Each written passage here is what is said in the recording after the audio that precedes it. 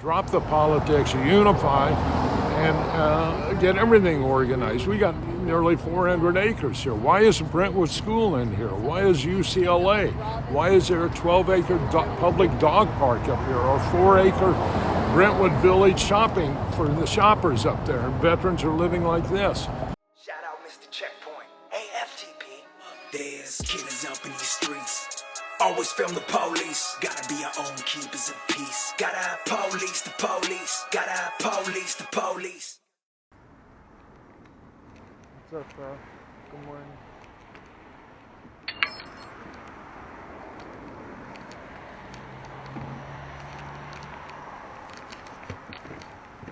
Morning, bro.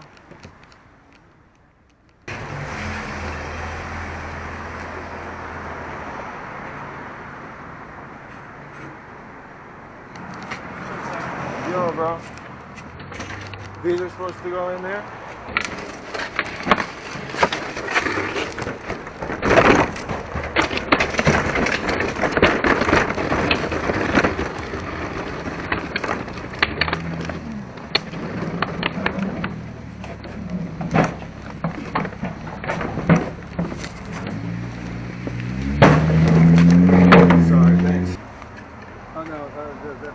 It's just this and that's it right there. Okay.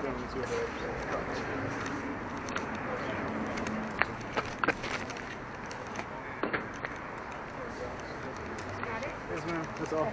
Thank you, guys. You're amazing.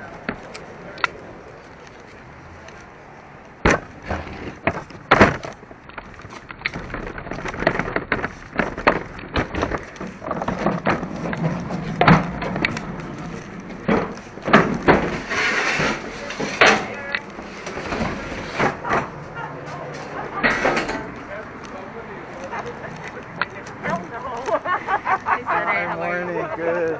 Look, I want to experience the last day on the road. Oh, no. I don't need that.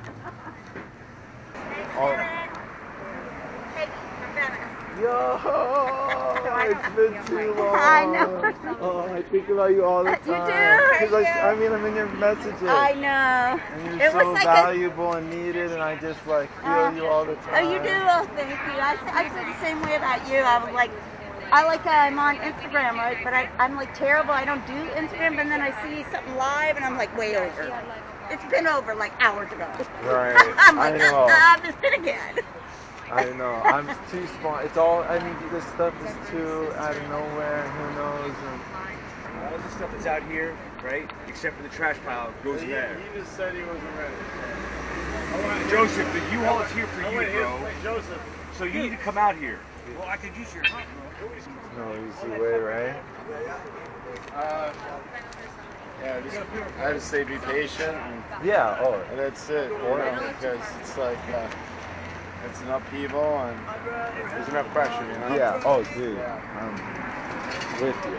This encampment will move on to the VA's West LA campus grounds. The sheriff's department, they moved in a little earlier and caution taped the road here. They say they do not expect to use force as most of the people here have agreed to relocate.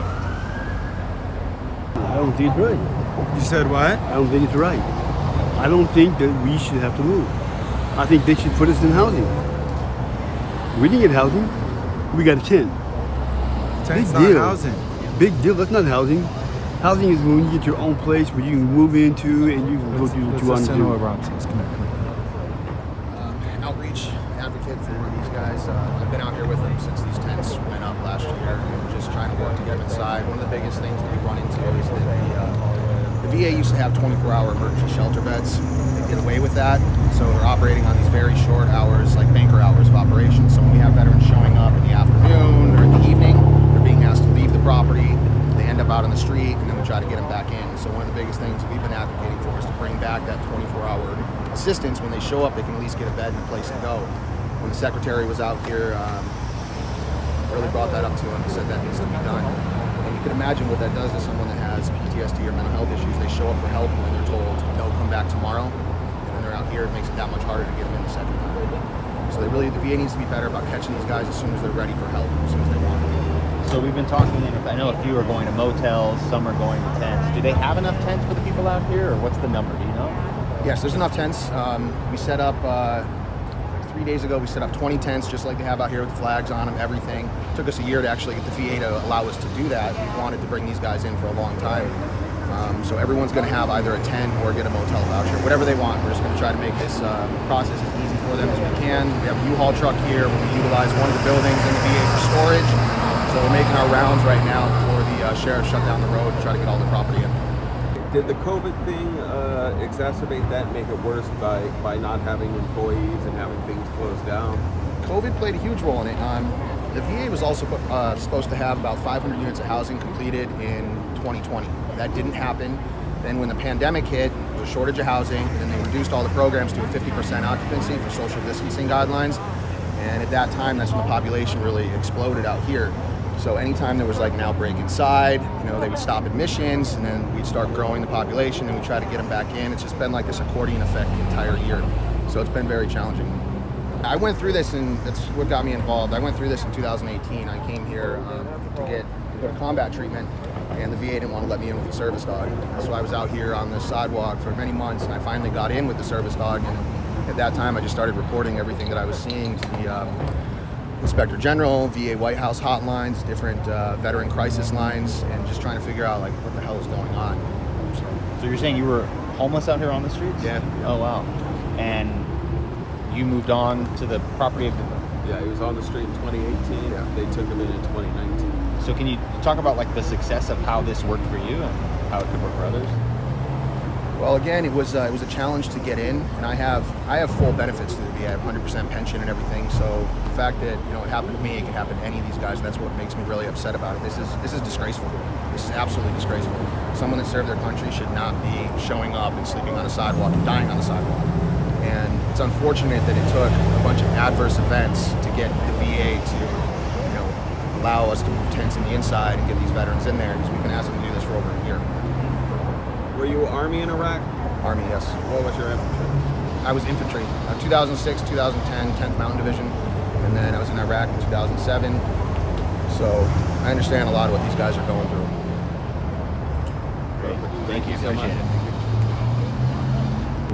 A lot of this, I'm sure you guys are familiar with like the land issues that are going on.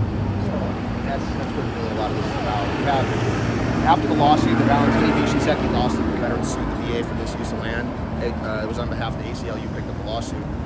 The number one objective was to end veteran homelessness by 2015 and beyond, and also build 1,200 units of housing. 500 of those units are supposed to be completed in 2020. And it's been foot drag. Anytime it's anything related to building veteran housing, it's excuse after excuse. We're waiting on environmental impact reports and infrastructure upgrades, but then when you have the community that comes on and builds their school or their baseball fields overnight, the veterans all see that. They shouldn't even be in tents on the other side of the road. They should be in buildings.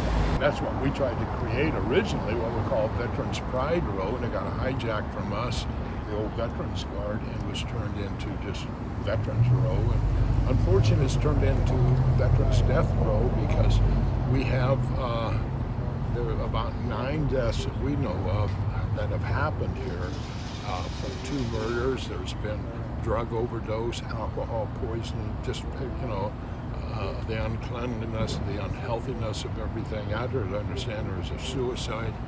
And this is 9 out of supposedly 50 here. And that's a huge number, percentage-wise, unacceptable. And it's a message to the public that we need to get really, not just putting people somewhere, but making sure they have the cleanliness and everything and the access to help they need. And it can be done. We're a country that put half a century ago sent 3 men into outer space 250,000 miles from here and landed them on the moon and brought them back safely. And we can't even put veterans on the other side of the tent here, half century later. Something is seriously wrong here. And we need to stop this politics, because it's not a Republican or a Democrat issue. It's a American responsibility. And we need to unify and work together and help take care of those who took care of us. Excellent. And what's your name? Bob Rosebrock, ROSEBROCK. And what is your role here? We have the old Veterans Guard. It's ad hoc. We're not even a nonprofit. I'm kind of the last. We'll be 80 soon, and we're called the old Veterans Guard. So are you currently unhoused, or did you? No, I live in Brentwood. Okay. You're a resident of Brentwood. Yeah, so I have a dual role here. I mean, I want my community to look clean. I want our veterans to be taken care of. Drop the politics, unify, and get everything organized. We got nearly 400 acres here. Why isn't Brentwood School in here? Why is UCLA? Why is there a 12-acre public dog park up here, or 4-acre Brentwood Village shopping for the shoppers up there? And veterans are living like this. When this land was deeded in 1888, and it was after the Civil War to take care of the veterans of the Civil War, and they took care of each other. It was a home, and veterans can help each other. You don't need some case manager who never, ever wouldn't know which end of a rifle to hold or anything, but are trying to treat and teach these people, these veterans, how to live. Veterans can help each other. If they got drug issues, there are veterans that have drug issues that corrected themselves, and they can help them and get them out of this rut. Same way with alcohol. There are many issues, and veterans that's why it's called a home. They want to call it a campus. No, that's what colleges and all the other stuff. This is a home. We need to bring our family back, our brothers and sisters, home, and help them to become civilized contributors to our society like they once were. I hold police accountable and believe in transparency, and I've been referenced your last name. No, nothing negative actually, but more that when I'm on the VA property that I could cite your last name to film. Rose, right? You had a case. Pardon me? Did you have a case against? Oh, several. We had I was arrested 20 times for putting the American flag outside the VA. 20 times. Say it again. I was arrested 20 times for displaying the American flag outside the Los Angeles VA on the front plaza. And who made those arrests? VA police. And they cited me. There are no regulations about displaying the American flag. Only one regulation that mentions the word flag. You cannot display a foreign flag. Well, I was displaying the American flag, so they cited me for displaying a placard. They had a regulation, signs and whatever. But that's how dismissive they are. Now again, when we talk about going to the moon, what do? We put an American flag up there. But on American soil, a veteran cannot even put the American flag up without being arrested. And I had to go down on my own, got every one of them dismissed, because I was charged with the regulation A9 on displaying placards and handbills and everything. And when I went in for my arraignment, the magistrate judge says, "How do you plead?" And I said, "Not guilty." They asked the U.S. attorney, "Well, what happens if we take him to trial and he is found guilty?" 6 months in prison, $5,000 fine. And the judge said, "Did you hear what the U.S. attorney said?" I said, "I heard what she said, but I don't understand it, because if I'm charged with displaying a placard, then what's standing next to you, right next to you, sir, is a placard. And I don't think that's what it is. So I'm willing to go to trial." We said, "We're not going to discuss this here." They set a trial date, and of course they dismiss them. None of them wanted to challenge that. But it shows you how they will go after the pettiness if you blow the whistle on the truth. I was out there protesting the misuse of land and the mistreatment of veterans. That's the real issue here. That's our mission at the Old Veterans Guard: save our veterans' land and bring our homeless veterans home to the National Veterans Home. What about the 11,400 we get left in the streets? What are we going to do about them? Tell them. What the hell are we going to do about them? I do want to tell you.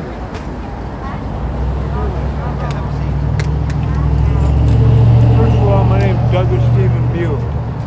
One more I'm time, an Douglas. honorable veteran of the United States Army. My brother, Douglas Stephen Bew. B as in boy, U-E.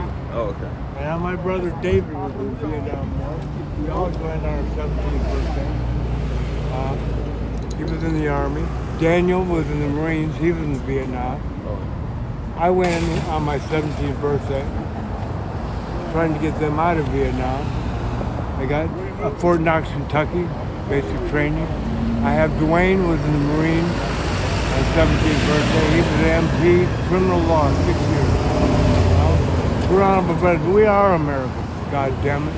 And I'm worried about the other 11,400 veterans. I have a campaign. I should have brought my signs. I got signs. What do you think about the relocation effort this morning here? Well, I think it's good. These streets are too damn. I'm in there already. I'm the first one that moved 3 days ago because these streets are too dangerous. We've had accidents here. We've had neglect. We have rats. We have ants. It's unsanitary. And how is it so far inside? It's very nice in there. It's very nice. There's a lot of rules. They took away my forks, my spoons, for God's sake. A man's got to have a metal fork, a spoon, a knife, a screwdriver, a Phillips, a pair of pliers, and they're not allowing it. I think we need to change federal law too, because marijuana, I'm licensed in the state of California for medical marijuana, not for pain. And they're not having it. They held it for a day and a half, and then they lost my marijuana. I was allowed to come to the streets and smoke it. They were supposed to put a couple chairs and couches out there. They did nothing. The power is a problem. Hooking up your phone. They've had the power off probably 80% of the time I've been housed over there. There's a problem there. There's a lot of things. The schedules aren't being kept. They gave me a card. Chow, I waited there an hour for chow and it wasn't there. What the hell's going on here? And who's got all the good properties and who's got the bad properties? What's going on here? There's something very suspicious here, and I'm looking into it. How long were you out here before you moved inside? About a month and a half. I went to the police here. Good officers. I like the police. They're 99% of them are good men, honorable men. And I love them all. But they took me to the emergency for housing. And about an hour later, they were coming back in, and I was going back out. They said they have no housing for me at the Veterans Administration. They just wanted to send me to Bell, Salvation Army. And what's the plan as of right now? Well, the plan is support. I've been campaigning, and we're getting support, and I want to change federal law. I want to build complexes. I want to start off with 6 high-rises like that. The whole 500 men. What about for you? Is there a plan for housing once you go into a tent in there? I'm not worried about me right now. I'm not worried about me. God's going to take care of me. I've read my Bible 57 years, since I was 8 years old. That's where I'm getting my inspiration. I draw. I'm an artist. I've painted oil on canvas for 25 years. I have paintings all over the world. I have 119 drawings that took me 13 years to do in private. There's a lot going on with me. Thank you so much, sir. We appreciate it. Shout out Mr. Checkpoint. Hey, FTP. There's killers up in these streets. Always film the police. They keep feeding us to the beast. Always film the police. They kill us up in these streets. Always film the police. Gotta be our own keepers of peace. Gotta police the police. Gotta police the police.